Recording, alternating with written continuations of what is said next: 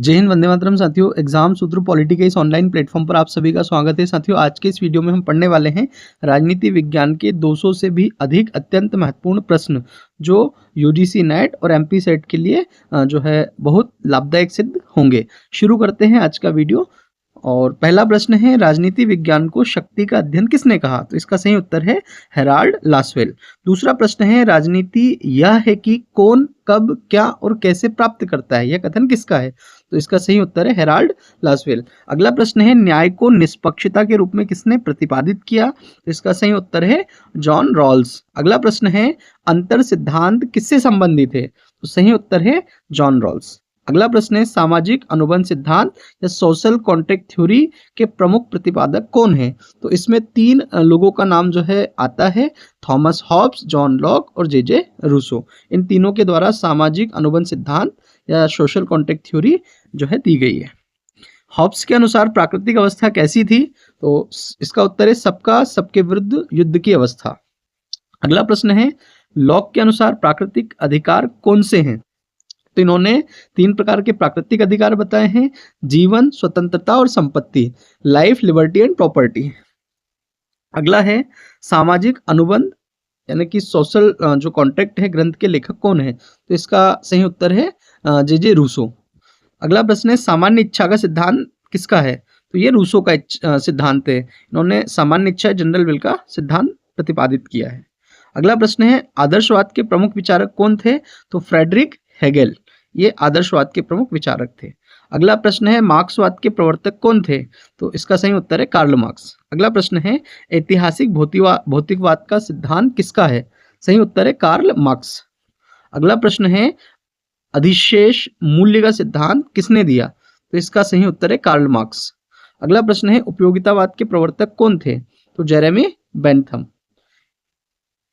अगला प्रश्न है, अधिकतम लोगों का अधिकतम सुख का सिद्धांत किसका है? तो सही उत्तर है जेरेमी बेंथम। अगला प्रश्न है, सकारात्मक स्वतंत्रता की अवधारणा किससे जुड़ी है? इसका राइट आंसर है टी.एच. ग्रीन। अगला प्रश्न है, नकारात्मक स्वतंत्रता का समर्थन किसने किया? तो सही उत्तर है बर्लिन। अगला प्रश्न है, राजनीतिक संस्कृति की अवधारणा किसने दी? तो गैब्रियल आलमंड। अगला प्रश्न है, शक्ति की त्रिआयामी अवधारणा किसकी है? तो शक्ति की त्रिआयामी अवधारणा इसका सही उत्तर है स्टीवन ल्यूक्स। अगला प्रश्न है, अभिजन सिद्धांत के प्रमुख विचारक या एलिट थ्योरी किसके द्वारा दी गई है? तो इसमें दो लोगों का नाम है, विल्फ्रेडो पेरेटो और मोस्का। अगला प्रश्न है, नारीवाद की प्रथम लहर कब प्रारंभ हुई? तो इसका सही उत्तर है 19वीं शताब्दी में। और नारीवाद की जो जनक है वो मैरी वॉलेस्टनक्राफ्ट को माना जाता है। अगला प्रश्न है, स्त्रियों की अधीनता ग्रंथ किसने लिखा? तो इसका सही उत्तर है जॉन स्टुअर्ट मिल, जेएस मिल। अगला प्रश्न है, बहुलवाद का समर्थन किसने किया? तो इसका सही उत्तर है रॉबर्ट डॉल। अगला प्रश्न है, बहुलतंत्रीय शासन की अवधारणा किसकी है? या पोलियार्की जो शासन प्रणाली है वो किसके द्वारा दी गई है? तो इसका सही उत्तर है रॉबर्ट डॉल। अगला प्रश्न है, उत्तर आधुनिक विचारधारा से संबंधित प्रमुख चिंतक कौन है? तो मिशेल फुको। अगला प्रश्न है, प्रभुत्व का सिद्धांत किसने प्रतिपादित किया? तो सही उत्तर है एंटोनियो ग्राम्शी। अगला प्रश्न है, अराजकतावाद के प्रमुख विचारक कौन थे? Mikhail Bakunin. अगला प्रश्न है, उदारवाद का जनक किसे माना जाता है? तो सही उत्तर है जॉन लॉक, इसे उदारवाद का जनक कहा जाता है। अगला प्रश्न है, लोकतंत्र की प्रसिद्ध परिभाषा किसने दी? तो ये दी है अब्राहम लिंकन ने। अगला प्रश्न है, जनता का जनता के द्वारा और जनता के लिए शासन ही लोकतंत्र है, किसका कथन है? तो ये है अब्राहम लिंकन का। अब्राहम लिंकन अमेरिकी राष्ट्रपति हुए। अगला प्रश्न है, शक्ति को निर्णय निर्माण की क्षमता के रूप में किसने परिभाषित किया? तो ये रॉबर्ट डॉल। अगला प्रश्न है, नागरिक समाज की अवधारणा को किसने विकसित किया? तो एंटोनियो ग्राम्शी। अगला प्रश्न है, दास कैपिटल ग्रंथ के लेखक कौन है? तो सही उत्तर है कार्ल मार्क्स, इनके द्वारा दास कैपिटल लिखी गई है। अगला प्रश्न है, लेवियाथन ग्रंथ किसने लिखा? तो इसका सही उत्तर है थॉमस हॉब्स। अगला प्रश्न है, शासन पर दो निबंध ग्रंथ के लेखक कौन है? तो जॉन लॉक। अगला प्रश्न है, सहभागी लोकतंत्र का सिद्धांत किसने दिया? तो यह है सही उत्तर कैरोले पैटमैन। अगला प्रश्न है, नारीवाद की दूसरी लहर कब प्रारंभ हुई? तो 1960 के दशक में। अगला प्रश्न है, सत्ता के आधुनिक विश्लेषण से संबंधित विचारक कौन है? मिशेल फुको। अगला प्रश्न है, आधुनिक सामाजिक न्याय की अवधारणा किसकी देन है? तो सही उत्तर है जॉन रॉल्स। अगला प्रश्न है, राज्य के वैचारिक उपकरणों का सिद्धांत किसने प्रतिपादित किया? तो लुई अल्थुसर। अगला प्रश्न है, आधुनिक उदारवाद से संबंधित विचारक हैं टी.एच. ग्रीन। बहुलवाद के आलोचक कौन थे? तो इसका सही उत्तर है सी. Right mills. अगला प्रश्न है, अभिजन वर्ग के परिसंचरण का सिद्धांत किसका है? अभिजन वर्ग के परिसंचरण का सिद्धांत किसका है? तो सही उत्तर है विल्फ्रेडो पेरेटो। अगला प्रश्न है, मार्क्स के अनुसार राज्य क्या है? तो इसका सही उत्तर है शासक वर्ग का दमनकारी उपकरण। महत्वपूर्ण प्रश्न है, कई बार इसे परीक्षा में पूछा गया है। अगला प्रश्न है, राज्य एक आवश्यक बुराई है, कथन किसका है? तो ये कथन है थॉमस पेन का। अगला प्रश्न है, विवरणात्मक न्याय का सिद्धांत किससे संबंधित है? तो विवरणात्मक न्याय का सिद्धांत जॉन रॉल्स से संबंधित है। अगला प्रश्न है, वैध प्रभुत्व के प्रकार किसने बताए? सही उत्तर है मैक्स वेबर। अगला प्रश्न है, वैधता और प्रभुत्व के संबंध को किसने स्पष्ट किया? तो इसका सही उत्तर है मैक्स वेबर। ये नौकरशाही जो है उसके जनक के रूप में जाने जाते हैं। अगला प्रश्न है, हरित राजनीति किससे संबंधित है? तो पर्यावरण संरक्षण और पारिस्थितिक संतुलन से। और अगला प्रश्न है 50वां प्रश्न है, राजनीतिक सिद्धांत का पुनरुत्थान कब हुआ? 1950 के बाद में। इसके बाद है राजनीतिक विचारक। इसमें भारतीय राजनीतिक विचारक भी है और पाश्चात्य राजनीतिक विचारक भी है, सभी से के संबंधित इसमें प्रश्न दिए गए हैं। तो इसमें पहला प्रश्न है, आदर्श राज्य की अवधारणा किसने प्रस्तुत की? तो बहुत ही प्रसिद्ध जो है प्रश्न है ये, और आदर्श राज्य जो है ये प्लेटो का है। अगला है, रिपब्लिक ग्रंथ के लेखक कौन है? तो इसका सही उत्तर है प्लेटो। अगला प्रश्न है, प्लेटो के अनुसार न्याय क्या है? तो प्लेटो के अनुसार जो है प्रत्येक व्यक्ति द्वारा अपना कर्तव्य करना ही या अपना कार्य करना ही न्याय है। अगला प्रश्न है, गुफा के रूपक का सिद्धांत किसने दिया? तो सही उत्तर है प्लेटो। अगला प्रश्न है, पॉलिटिक्स ग्रंथ के लेखक कौन है? तो इसका सही उत्तर है अरस्तु। अगला प्रश्न है, मनुष्य को राजनीतिक प्राणी किसने कहा? तो ये कहा है अरस्तु ने। अगला प्रश्न है, अरस्तु ने शासन के कितने शुद्ध रूप बताए? तो अरस्तु ने शासन के कुल 6 रूप बताए हैं, जिनमें से 3 भ्रष्ट और 3 शुद्ध रूप हैं। तो 3 शुद्ध रूप जो है वो है राजतंत्र, अभिजात तंत्र और जनतंत्र। अगला प्रश्न है, सामाजिक अनुबंध सिद्धांत का प्रथम प्रतिपादक कौन था? तो सामाजिक अनुबंध सिद्धांत या सोशल कॉन्ट्रैक्ट थ्योरी जो है सबसे पहले इसको दिया गया था थॉमस हॉब्स के द्वारा। अगला प्रश्न है, लेवियाथन ग्रंथ किससे संबंधित है? तो सही उत्तर है थॉमस हॉब्स। अगला प्रश्न है, लॉक के अनुसार राज्य की स्थापना का उद्देश्य क्या है? तो इसका सही उत्तर है प्राकृतिक अधिकारों की रक्षा करना। अगला प्रश्न है, सामान्य इच्छा का सिद्धांत किसने दिया? तो जीन जैक्स रूसो के द्वारा सामान्य इच्छा या जनरल विल का सिद्धांत प्रतिपादित किया गया। अगला प्रश्न है, दास कैपिटल ग्रंथ किसके द्वारा लिखा गया? तो सही उत्तर है कार्ल मार्क्स के द्वारा। अगला प्रश्न है, ऐतिहासिक भौतिकवाद का सिद्धांत किसका है? तो ये कार्ल मार्क्स का है। अगला प्रश्न है, उपयोगितावाद के प्रमुख प्रवर्तक कौन थे? तो जेरेमी बेंथम एवं जॉन स्टुअर्ट मिल, ये दोनों उपयोगितावाद के प्रमुख प्रवर्तक के रूप में जाने जाते हैं। और बहुत ही महत्वपूर्ण प्रश्न है, टेबुल रासा या इसको ताबुला रासा या कोरी पट्टी या खाली स्लेट भी कहा जाता है, सिद्धांत किसने दिया? तो ये दिया है जॉन लॉक ने।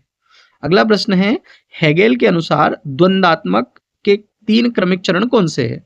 तो हेगेल के अनुसार द्वंद्वात्मक या डायलेक्टिक जो है इसके 3 जो चरण हैं, उसमें पहला है वाद यानी कि थीसिस, दूसरा है प्रतिवाद यानी कि एंटीथीसिस, और तीसरा है संवाद यानी कि सिंथेसिस। अगला प्रश्न है, राज्य के नैतिक विचार की वास्तविकता है, यह कथन किसका है? राज्य नैतिक विचार की वास्तविकता है, यह कथन किसने दिया? तो इसका सही उत्तर है हेगेल। अगला प्रश्न है, न्याय को निष्पक्षता के रूप में किसने प्रतिपादित किया? तो इसका सही उत्तर है जॉन रॉल्स। अगला प्रश्न है, कार्ल मार्क्स की सबसे प्रसिद्ध पुस्तक कौन सी है? तो कार्ल मार्क्स की सबसे प्रसिद्ध पुस्तक है दास कैपिटल, जिसका पहला खंड 1867 में प्रकाशित हुआ था। और इन्हीं के द्वारा एक महत्वपूर्ण नारा दिया गया है, दुनिया के मजदूरों एक हो जाओ, तुम्हारे पास खोने के लिए सिर्फ बेड़ियां हैं और पाने को पूरा संसार। अगला प्रश्न है, मार्क्स ने धर्म के बारे में क्या कहा था? तो इसका राइट आंसर है, मार्क्स का प्रसिद्ध कथन है कि धर्म जनता के लिए अफीम है। अगला प्रश्न है, अभिजन सिद्धांत के प्रमुख विचारक कौन थे? तो विल्फ्रेडो पेरेटो तथा मोस्का। अगला प्रश्न है, अर्थशास्त्र ग्रंथ के लेखक कौन है? इसका सही उत्तर है कौटिल्य चाणक्य। अगला प्रश्न है, साप्तांग सिद्धांत किसने दिया? तो ये दिया है कौटिल्य के द्वारा। इसमें राज्य के इन्होंने 7 अंग बताए हैं। अगला प्रश्न है, राम राज्य की अवधारणा किससे संबंधित है? तो सही उत्तर है महात्मा गांधी। अगला प्रश्न है सत्याग्रह का सिद्धांत किसने प्रतिपादित किया? तो इसका सही उत्तर है महात्मा गांधी। अगला प्रश्न है हिंद स्वराज ग्रंथ के लेखक कौन है? तो इसका सही उत्तर है महात्मा गांधी। अगला प्रश्न है पूर्ण स्वराज का नारा किसने दिया? तो सही उत्तर है जवाहरलाल नेहरू। अगला प्रश्न है समाजवाद से प्रभावित भारतीय चिंतक कौन थे? सही उत्तर है राम मनोहर लोहिया। अगला प्रश्न है जाति का विनाश ग्रंथ के लेखक कौन है? तो इसका सही उत्तर है डॉक्टर भीमराव अम्बेडकर। अगला प्रश्न है भारतीय संविधान के मुख्य शिल्पकार कौन थे? सही उत्तर है डॉक्टर भीमराव अम्बेडकर। अगला प्रश्न है ग्राम स्वराज की अवधारणा किसकी है? तो सही उत्तर है महात्मा गांधी। अगला प्रश्न है समता और सामाजिक न्याय पर बल किसने दिया? तो इसका सही उत्तर है डॉक्टर भीमराव अम्बेडकर। अगला प्रश्न है पंचशील सिद्धांत किससे संबंधित है? तो इसका सही उत्तर है जवाहरलाल नेहरू से। पंचशील समझौता जो है 1954 में भारत और चीन के बीच हुआ, और ये जो पंचशील समझौता है इसके तहत जो है 5 शीलीय सिद्धांत दिए गए थे या नियम दिए गए थे, और दोनों देशों का इनका पालन करना था। लेकिन चीन के द्वारा 1962 में जो है भारत पर आक्रमण कर दिया गया और पंचशील सिद्धांतों का जो समझौता हुआ था उसे तोड़ दिया गया। अगला प्रश्न है आध्यात्मिक राष्ट्रवाद के प्रवर्तक कौन थे? तो इसका सही उत्तर है श्री अरविंद। अगला प्रश्न है सांस्कृतिक राष्ट्रवाद से संबंधित विचारक कौन थे? तो वी.डी. सावरकर या विनायक दामोदर सावरकर। अगला प्रश्न है समाजवाद का भारतीकरण का विचार किसने दिया? तो राम मनोहर लोहिया। अगला प्रश्न है अखंड भारत की अवधारणा किससे जुड़ी है? तो विनायक दामोदर सावरकर से। अगला प्रश्न है नव मानवतावाद के प्रवर्तक कौन थे? तो इसका सही उत्तर है मानवेंद्र नाथ रॉय या एम.एन. रॉय। अगला प्रश्न है क्रांतिकारी राष्ट्रवाद के प्रमुख नेता कौन थे? तो सही उत्तर है भगत सिंह। अगला प्रश्न है स्वराज मेरा जन्मसिद्ध अधिकार है यह किसका कथन है? तो सही उत्तर है बाल गंगाधर तिलक। अगला प्रश्न है लोकतांत्रिक समाजवाद के समर्थक कौन थे? सही उत्तर है राम मनोहर लोहिया। अगला प्रश्न है संविधान सभा की प्रारूप समिति के अध्यक्ष कौन थे? तो इसका सही उत्तर है डॉक्टर भीमराव अम्बेडकर। अगला प्रश्न है धन की निकासी सिद्धांत किसका है? तो सही उत्तर है दादा भाई नौरोजी। अगला प्रश्न है राष्ट्रवाद के सांस्कृतिक पक्ष पर बल किसने दिया? तो श्री अरविंद। कौटिल्य के अनुसार राज्य के साप्तांग सिद्धांत में 7वां अंग कौन सा है? तो कौटिल्य ने राज्य के 7 अंग बताए हैं और उनका एक निश्चित क्रम है, तो क्रम में 7वें नंबर पर कौन है? तो इसका सही उत्तर है मित्र। अगला प्रश्न है जयप्रकाश नारायण ने लोकतंत्र के किस मॉडल का समर्थन किया था? तो इसका उत्तर है दल विहीन लोकतंत्र।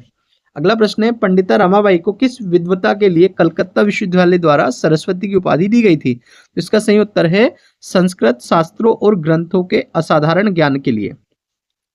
अगला प्रश्न है एम.एन. रॉय के अनुसार नव मानवतावाद या रेडिकल ह्यूमनिज्म का केंद्रीय तत्व क्या है? तो सही उत्तर है व्यक्ति की स्वतंत्रता और तर्क संगतता। अगला प्रश्न है राम मनोहर लोहिया द्वारा प्रतिपादित चौखंबा राज्य के 4 स्तंभ कौन से? बहुत ही महत्वपूर्ण प्रश्न है ये। लोहिया जी का चौखंबा राज्य जो है वो पूछ लिया जाता है। इसका सही उत्तर है पहला है गांव, दूसरा है मंडल, तीसरा है जो है प्रांत और चौथा है केंद्र। और 50वां प्रश्न है विनायक दामोदर सावरकर के अनुसार हिंदुत्व की परिभाषा के 3 अनिवार्य लक्षण क्या है? तो इसका सही उत्तर है राष्ट्र, जाति और संस्कृति। अगला टॉपिक है तुलनात्मक राजनीति। तो पहला प्रश्न है तुलनात्मक राजनीति का मुख्य उद्देश्य क्या था? तो इसका राइट आंसर है विभिन्न राजनीतिक व्यवस्थाओं का तुलनात्मक अध्ययन करना। तुलनात्मक राजनीति में हम क्या करते हैं? तो दुनिया की अलग अलग राजनीतिक व्यवस्थाओं और संस्थाओं का तुलनात्मक अध्ययन करते हैं। अगला प्रश्न है तुलनात्मक राजनीति को वैज्ञानिक स्वरूप देने का श्रेय किसे दिया जाता है? तो सही उत्तर है अरस्तु।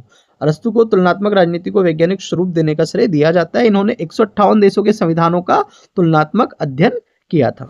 अगला प्रश्न है इनपुट आउटपुट मॉडल किसने दिया? तो इसका सही उत्तर है इसे डेविड स्टन के द्वारा दिया गया। इन्होंने अपनी पुस्तक ए फ्रेमवर्क फॉर पॉलिटिकल एनालिसिस में राजनीतिक व्यवस्था को समझने के लिए आगत निर्गत या इनपुट आउटपुट विश्लेषण का उपयोग किया। अगला प्रश्न है उत्तर व्यवहारवाद का नारा किसने दिया? तो सही उत्तर है डेविड स्टन के द्वारा। अगला प्रश्न है राजनीतिक प्रणाली सिद्धांत यानी कि सिस्टम थ्योरी किसने प्रतिपादित किया? तो इसका सही उत्तर है डेविड स्टन। और बहुत ही महत्वपूर्ण प्रश्न है, कई बार परीक्षाओं में पूछा गया है। अगला प्रश्न है संरचनात्मक कार्यात्मक दृष्टिकोण किसने दिया? तो इसका सही उत्तर है गैब्रियल आलमंड ने। अगला प्रश्न है राजनीतिक विकास की अवधारणा किससे जुड़ी है? तो सही उत्तर है लुसियन पाई। अगला प्रश्न है राजनीतिक आधुनिकीकरण का सिद्धांत किसने प्रतिपादित किया? तो सही उत्तर है सैमुअल पी हंटिंगटन। अगला प्रश्न है हित समूह के अध्ययन पर बल किसने दिया? तो रॉबर्ट डॉल। अगला प्रश्न है संसदीय शासन प्रणाली का प्रमुख उदाहरण कौन सा देश है? तो संसदीय प्रणाली का प्रमुख उदाहरण जो है वो ब्रिटेन का है। हमने भी ब्रिटेन से ही संसदीय शासन प्रणाली या पार्लियामेंट्री सिस्टम हमारे संविधान में लिया है। अगला प्रश्न है अध्यक्षात्मक शासन प्रणाली का प्रमुख उदाहरण कौन सा देश है? तो इसका सही उत्तर है संयुक्त राज्य अमेरिका। अगला प्रश्न है अर्ध अध्यक्षात्मक शासन प्रणाली का उदाहरण कौन सा देश है? तो इसका सही उत्तर है फ्रांस। इसमें संसदीय शासन प्रणाली और अध्यक्षात्मक शासन प्रणाली दोनों के गुण पाए जाते हैं। अगला है शक्तियों के पृथक्करण का सिद्धांत किसने दिया? तो ये दिया है मॉन्टेस्क्यू ने। अगला प्रश्न है विधि का शासन किससे संबंधित है? तो सही उत्तर है एवी डाइसी। अगला प्रश्न है न्यायिक पुनरावलोकन की शुरुआत किस देश से हुई? तो इसका सही उत्तर है संयुक्त राज्य अमेरिका से, और इसकी शुरुआत हुई थी 1803 में। अगला प्रश्न है जनमत संग्रह की परंपरा किस देश में प्रमुख है? तो इसका सही उत्तर है स्विट्जरलैंड। यहाँ पे प्रत्यक्ष लोकतंत्र है। अगला प्रश्न है दलीय प्रणाली का वर्गीकरण किसने किया? तो ये मॉरिस डुवर्जर। अगला प्रश्न है दबाव समूह किसे कहते हैं? तो वे संगठित समूह जो सरकार की नीतियों को प्रभावित करने का प्रयास करते हैं उन्हें दबाव समूह कहा जाता है। अगला प्रश्न है अधिनायकवाद की विशेषता क्या है?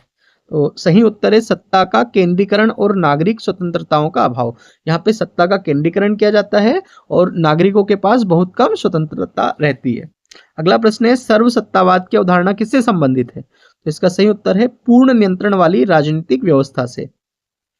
अगला प्रश्न है राजनीतिक संस्कृति की अवधारणा किसने दी? तो इसका राइट आंसर है गैब्रियल आलमंड ने। अगला प्रश्न है राजनीतिक समाजीकरण का अर्थ क्या है? तो इसका सही उत्तर है राजनीतिक मूल्यों और मान्यताओं को सीखने की प्रक्रिया। अगला प्रश्न है निर्भरता सिद्धांत किससे संबंधित है? तो सही उत्तर है आंद्रे गुंडर फ्रैंक। बहुत ही महत्वपूर्ण प्रश्न है ये, परीक्षाओं में कई बार इसे पूछा गया है।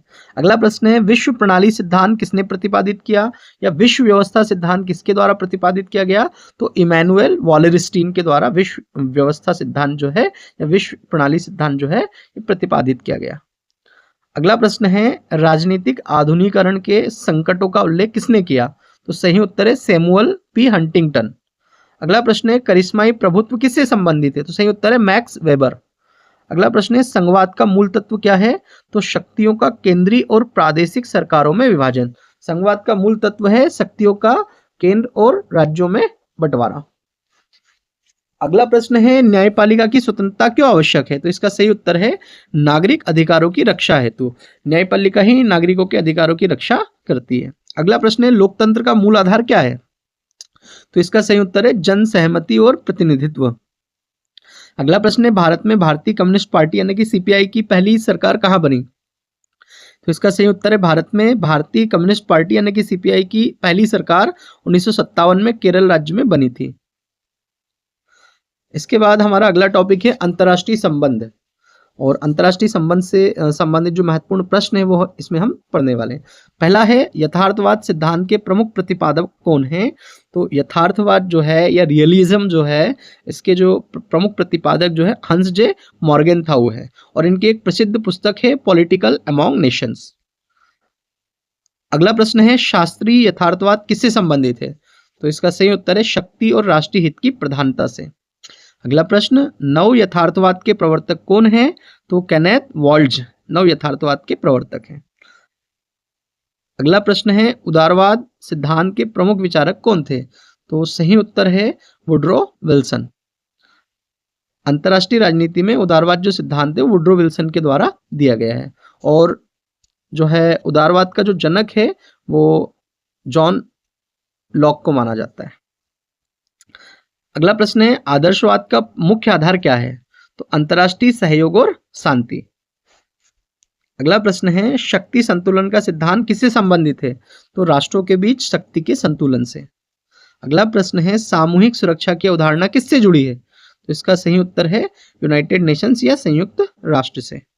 अब संयुक्त राष्ट्र जो है ये एक अंतर्राष्ट्रीय संगठन है, दुनिया का सबसे बड़ा संगठन है। इसकी स्थापना 24 अक्टूबर 1945 को होती है, और कुछ समय बाद यानी कि 30 अक्टूबर 1945 को भारत इसका सदस्य बन जाता है। यूएनओ जो है इसके 6 अंग हैं, और इसका जो मुख्यालय है वो न्यूयॉर्क अमेरिका में है। अगला प्रश्न है संरचनात्मक सिद्धांत के प्रमुख प्रवर्तक कौन है? तो अलेक्जेंडर वेंट। अगला प्रश्न है निर्भरता सिद्धांत किससे संबंधित है? तो आंद्रे गुंडर फ्रैंक। अगला प्रश्न है विश्व प्रणाली सिद्धांत किसने दिया? इसका राइट आंसर है इमैनुअल वॉलरस्टीन। संयुक्त राष्ट्र संघ की स्थापना कब हुई? तो यूएनओ की स्थापना जो है 24 अक्टूबर 1945 ईस्वी। भारत यूएनओ का सदस्य कब बना? तो इसका सही उत्तर है 30 अक्टूबर 1945। अगला प्रश्न है सुरक्षा परिषद के स्थायी सदस्यों की संख्या कितनी है? तो यूएनओ की सुरक्षा परिषद में कुल 15 सदस्य होते हैं, जिनमें 5 स्थायी और 10 अस्थायी होते हैं। जो अस्थायी सदस्य होते हैं उनका कार्यकाल 2 वर्षों का होता है, और जो 5 स्थायी सदस्य हैं उनके नाम है फ्रांस, रूस, अमेरिका, चाइना एंड ब्रिटेन। इसको आप इस ट्रिक से याद रख सकते हो, फ्राक बी, यानी कि एफ से फ्रांस, आर से रूस, ए से अमेरिका, सी से चाइना और बी से ब्रिटेन। अगला प्रश्न है विश्व व्यापार संगठन की स्थापना कब हुई? तो विश्व व्यापार संगठन की स्थापना 1995 में हुई, और विश्व व्यापार संगठन को पहले गेट के रूप में जाना जाता था। अगला प्रश्न है अंतर्राष्ट्रीय न्यायालय कहाँ स्थित है? तो यूएनओ के जो 6 अंग है उसमें से एक आईसीजे भी है, इंटरनेशनल कोर्ट ऑफ जस्टिस, जिसका मुख्यालय हैग नीदरलैंड में है। अगला प्रश्न है कोरिया युद्ध कब हुआ? तो 1950 से लेकर 1953 तक। गुट निरपेक्ष आंदोलन की स्थापना कब हुई? तो 1961 ईस्वी। अगला प्रश्न है बर्लिन दीवार कब गिरी? तो 1989 ईस्वी में। बर्लिन की जो दीवार है इसे 1961 ईस्वी में जो है बनाया गया था, और 1989 में इस दीवार को गिरा दिया गया। और ये जो दीवार गिराई गई इसे शीत युद्ध का अंत माना गया। अगला प्रश्न है शीत युद्ध की समाप्ति का प्रमुख कारण क्या था? तो इसका सही उत्तर है सोवियत संघ का विघटन। और सोवियत संघ का विघटन कब होता है? तो 1991 में। और सोवियत संघ बना कब था? तो 1922 में। सोवियत संघ का संस्थापक कौन था? तो लेनिन जो है उसके द्वारा सोवियत संघ की स्थापना की गई थी 1922 में, और सोवियत संघ का विघटन 1991 में हुआ, और इस समय रूस का जो प्रमुख था, राष्ट्रपति था, वो मिखाइल गोर्बाचेव था। अगला प्रश्न है सोवियत संघ के विघटन के समय रूस का राष्ट्रपति कौन था? तो मिखाइल गोर्बाचेव। अगला प्रश्न है भारत की विदेश नीति के प्रमुख निर्माता कौन थे? तो पंडित जवाहरलाल नेहरू। अगला प्रश्न है पंचशील सिद्धांत कब प्रतिपादित हुआ? तो 1954 में भारत और चीन के बीच। अगला प्रश्न है भारत चीन युद्ध कब हुआ? तो 1962 ईस्वी में। अगला प्रश्न है भारत पाकिस्तान युद्ध 1971 का परिणाम क्या था? तो इसका सही उत्तर है बांग्लादेश का गठन। अगला प्रश्न है गुजराल सिद्धांत कब अस्तित्व में आए हैं? तो इसका सही उत्तर है 1996। अगला प्रश्न है वैश्वीकरण का अर्थ क्या है? तो इसका सही उत्तर है विश्व की अर्थव्यवस्थाओं और समाजों का परस्पर जुड़ाव, इसे ही वैश्वीकरण कहा जाता है। अगला प्रश्न है मॉस्ट्रिच संधि 1992 द्वारा 1993 में किस संगठन की स्थापना हुई? तो इसका सही उत्तर है यूरोपीय संघ। अगला प्रश्न है दक्षिण एशियाई क्षेत्रीय सहयोग संगठन का मुख्यालय कहाँ है? इसका राइट आंसर है काठमांडू, नेपाल। अगला प्रश्न है आतंकवाद का अर्थ क्या है? तो इसका उत्तर है राजनीतिक उद्देश्यों के लिए हिंसा का प्रयोग। अगला प्रश्न है मानव अधिकारों की सार्वभौमिक घोषणा कब हुई? तो मानव अधिकारों की सार्वभौमिक घोषणा 10 दिसंबर 1948 को हुई, और सबसे पहले मानव अधिकारों को रूस के द्वारा अपनाया गया, और 10 दिसंबर को प्रतिवर्ष अंतर्राष्ट्रीय मानवाधिकार दिवस मनाया जाता है। और यूएनओ के द्वारा इनकी घोषणा जब की गई थी तो ये जो है 30 अधिकार इसमें बताए गए थे। अगला प्रश्न है पर्यावरण संरक्षण से संबंधित प्रमुख वैश्विक सम्मेलन कौन सा है? तो रियो सम्मेलन 1992। अगला प्रश्न है जलवायु परिवर्तन से संबंधित अंतर्राष्ट्रीय समझौता कौन सा है? तो पेरिस समझौता 2015। अगला प्रश्न है ब्रिक्स संगठन में कौन कौन से देश शामिल है? तो जो ब्रिक्स संगठन है उसकी स्थापना पहले ब्रिक के नाम से हुई थी। इसमें 4 देश थे, Brazil, Russia, India and China. बाद में इसमें साउथ अफ्रीका जुड़ गया, दक्षिण अफ्रीका जुड़ गया, तो इसका नाम ब्रिक्स से ब्रिक्स हो गया। और अब इसमें और भी कई देश जो है शामिल हो चुके हैं। तो ब्रिक्स में वर्तमान में 11 पूर्ण सदस्य देश हैं, और ये कौन कौन से हैं? तो ब्राजील है, रूस है, भारत है, चीन है, दक्षिण अफ्रीका है, मिस्र है, इथियोपिया है, ईरान है, संयुक्त अरब अमीरात यानी कि यूएई, इसके बाद सऊदी अरब और इंडोनेशिया। ये सारे देश जो है ब्रिक्स के सदस्य हैं। अगला प्रश्न है आसियान का पूर्ण रूप क्या है? तो आसियान जो है इसे दक्षिण पूर्व एशियाई राष्ट्रों का संगठन कहा जाता है। अगला प्रश्न है अंतर्राष्ट्रीय राजनीति का मुख्य अभिनेता कौन है? तो सही उत्तर है संप्रभु राष्ट्र राज्य।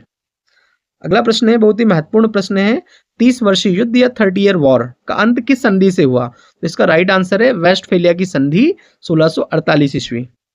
अगला प्रश्न है, सामूहिक रक्षा संगठन का उदाहरण कौन सा है? तो इसका सही उत्तर है नाटो। और ये जो नाटो है इसकी स्थापना 1949 में की गई थी और नाटो में जो है मुख्य रूप से अमेरिका जुड़ा हुआ है। अगला प्रश्न है, विश्व बैंक का मुख्यालय कहाँ है? तो सही उत्तर है वॉशिंगटन डीसी, अमेरिका। अगला प्रश्न है, अंतर्राष्ट्रीय मुद्रा कोष का उद्देश्य क्या है? तो वैश्विक वित्तीय स्थिरता बनाए रखना। अगला प्रश्न है, यूएनओ के किस महासचिव का निधन हवाई दुर्घटना में हुआ? तो इसका सही उत्तर है डेग हैमरस्कॉल्ड 1961। ये अफ्रीका की हवाई यात्रा पर जा रहे थे और इनका जो है प्लेन जो है क्रैश हो गया, जिसमें इनका निधन हो गया और मरणोपरांत इनको जो है नोबेल प्राइज दिया गया। अगला प्रश्न है, शांति स्थापना अभियानों का संचालन कौन करता है? तो शांति स्थापना अभियानों का संचालन संयुक्त राष्ट्र करता है, यूएनओ करता है। अगला प्रश्न है, वैश्विक दक्षिण शब्द किससे संबंधित है? तो ये विकासशील देशों से संबंधित है। अगला प्रश्न है, कूटनीति का अर्थ क्या है? तो कूटनीति राष्ट्रों के बीच वार्ता की प्रक्रिया को कहते हैं। अगला प्रश्न है, विदेश नीति का मुख्य उद्देश्य क्या है? तो इसका सही उत्तर है राष्ट्रीय हित की रक्षा करना। अगला प्रश्न है, अंतर्राष्ट्रीय कानून का मुख्य आधार क्या है?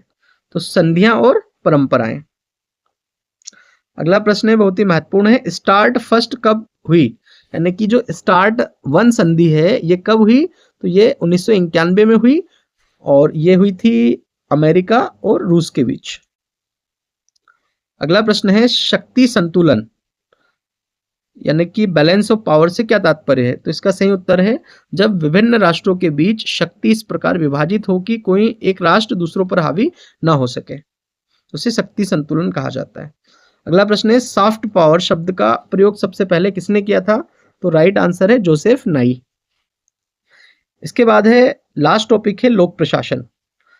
इसका पहला प्रश्न है, लोक प्रशासन को एक स्वतंत्र अध्ययन विषय के रूप में स्थापित करने का श्रेय किसे दिया जाता है? तो इसका राइट आंसर है वुड्रो विल्सन। दूसरा प्रश्न है, राजनीति और प्रशासन का द्वैत सिद्धांत किसने प्रतिपादित किया? यानी कि राजनीति और प्रशासन को अलग किसने किया? तो इसका सही उत्तर है वुड्रो विल्सन। अगला प्रश्न है, प्रशासन को कार्यपालिका का विज्ञान किसने कहा? तो इसका सही उत्तर है लूथर गुलिक। अगला प्रश्न है, प्रशासन के सिद्धांतों को लोकोक्तियां या मुहावरे किसने कहा? तो इसका सही उत्तर है हर्बर्ट साइमन। इनके द्वारा प्रशासन के सिद्धांतों को कहावतें या लोकोक्तियां या जो है कहा गया है। अगला प्रश्न है, निर्णय निर्माण सिद्धांत किससे संबंधित है? तो इसका सही उत्तर है हर्बर्ट साइमन। इनके द्वारा ही डिसीजन मेकिंग थ्योरी दी गई है। अगला प्रश्न है, आदर्श नौकरशाही की अवधारणा किसने दी? तो इसका सही उत्तर है मैक्स वेबर। अगला प्रश्न है, वेबर के अनुसार नौकरशाही की प्रमुख विशेषता क्या है? तो इसका सही उत्तर है विधि आधारित अधिकार और पदानुक्रम। अगला प्रश्न है, वैज्ञानिक प्रबंधन सिद्धांत किसने दिया? तो इसका सही उत्तर है एफ.डब्ल्यू. टेलर। अगला प्रश्न है, प्रशासनिक सिद्धांत के प्रमुख प्रवर्तक कौन थे? तो इसका सही उत्तर है हेनरी फेयोल। अगला प्रश्न है, पोज्ड कॉर्ब सूत्र किससे संबंधित है? तो इसका सही उत्तर है लूथर गुलिक। अगला प्रश्न है, मानव संबंध सिद्धांत के प्रवर्तक कौन थे? तो इसका सही उत्तर है एल्टन मेयो। अगला प्रश्न है, हाथोर्न प्रयोग किससे संबंधित है? तो इसका संबंध है एल्टन मेयो से। अगला प्रश्न है, प्रेरणा का द्विघटक सिद्धांत किसने दिया? तो सही उत्तर है फ्रेडरिक हर्जबर्ग। अगला प्रश्न है, आवश्यकताओं का पदानुक्रम सिद्धांत किसका है? तो सही उत्तर है अब्राहम मैस्लो। इन्होंने नीड्स ऑफ हायरार्की दी है। इसका अगला प्रश्न है, सीमित बुद्धि संगतता का सिद्धांत किसने दिया? तो सही उत्तर है हर्बर्ट साइमन ने। अगला प्रश्न है, नवीन लोक प्रशासन का उदय किस दशक में हुआ? तो 1960 के दशक में। नेक्स्ट प्रश्न है, नवीन लोक प्रशासन का मुख्य उद्देश्य क्या था? तो सामाजिक न्याय और समानता। अगला प्रश्न है, विकास प्रशासन की अवधारणा किससे जुड़ी है? सही उत्तर है विकासशील देशों के प्रशासनिक सुधार से। अगला प्रश्न है, तुलनात्मक लोक प्रशासन आंदोलन का संबंध किससे है? तो एफ.डब्ल्यू. रिक्स से है। अगला प्रश्न है, प्रिज्मेटिक समाज मॉडल किसने दिया? तो ये एफ.डब्ल्यू. रिक्स के द्वारा दिया गया। अगला प्रश्न है, introduction to the study of public administration पुस्तक के लेखक कौन है? तो सही उत्तर है वुड्रो विल्सन। अगला प्रश्न है, प्रिंसिपल ऑफ पब्लिक एडमिनिस्ट्रेशन पुस्तक किसने लिखी? तो ये लिखी है F.W. विलोबी के द्वारा। अगला प्रश्न है एडमिनिस्ट्रेटिव बिहेवियर पुस्तक के लेखक कौन है? तो सही उत्तर है हर्बर्ट साइमन। अगला प्रश्न है the functions of the executive पुस्तक किसकी है? तो इसका सही उत्तर है चेस्टर बर्नार्ड। अगला प्रश्न है ब्यूरोक्रेसी पुस्तक के लेखक कौन है? तो इसका राइट आंसर है मैक्स वेबर। अगला प्रश्न है वेबर ने नौकरशाही का कौन सा मॉडल दिया? इन्होंने आदर्श प्रकार या आइडल टाइप जो है नौकरशाही मॉडल दिया है। अगला प्रश्न है द एडमिनिस्ट्रेटिव स्टेट के लेखक कौन है? तो ड्वाइट वाल्डो ये एडमिनिस्ट्रेटिव स्टेट पुस्तक के लेखक हैं। अगला प्रश्न है लोक नीति निर्माण की प्रक्रिया में प्रथम चरण क्या है? तो इसका सही उत्तर है समस्या की पहचान। अगला प्रश्न है ई शासन का मुख्य उद्देश्य क्या है? तो इसका सही उत्तर है तकनीक के माध्यम से प्रशासनिक सेवाओं की पारदर्शिता और क्षमता बढ़ाना। अगला प्रश्न है संघ लोक सेवा आयोग का उल्लेख किस अनुच्छेद में है? तो संघ लोक सेवा आयोग के गठन का उल्लेख जो है ये संविधान के अनुच्छेद 315 में है। इसके बाद है संसदीय नियंत्रण का प्रमुख साधन क्या है? तो सही उत्तर है प्रश्नकाल। अगला प्रश्न है सूचना का अधिकार किस वर्ष लागू हुआ? यानी कि जो आरटीआई कानून है राइट टू इंफॉर्मेशन ये कब लागू हुआ? तो वर्ष 2005 में। अगला प्रश्न है उत्तरदायी प्रशासन का मुख्य तत्व क्या है? तो पारदर्शिता और जवाबदेही। अगला प्रश्न है लोक प्रशासन का अंतिम लक्ष्य क्या है? तो लोक प्रशासन का अंतिम लक्ष्य लोक कल्याण यानी कि पब्लिक वेलफेयर और जनहित को बढ़ावा देना है। अगला प्रश्न है और अंतिम प्रश्न है मिन्नो ब्रुक सम्मेलन का आयोजन कब कब हुआ? तो मिन्नो ब्रुक सम्मेलन का आयोजन अब तक 3 बार हुआ है। पहली बार 1968 में, दूसरी बार 1988 में और तीसरी बार 2008 में। धन्यवाद साथियों, अगर आपको हमारा ये वीडियो पसंद आया हो तो हमारे चैनल को सब्सक्राइब करिए, वीडियो को लाइक और शेयर करिए और आपके कुछ सुझाव हो तो हमें कमेंट बॉक्स में ज़रूर सुझाव दीजिए।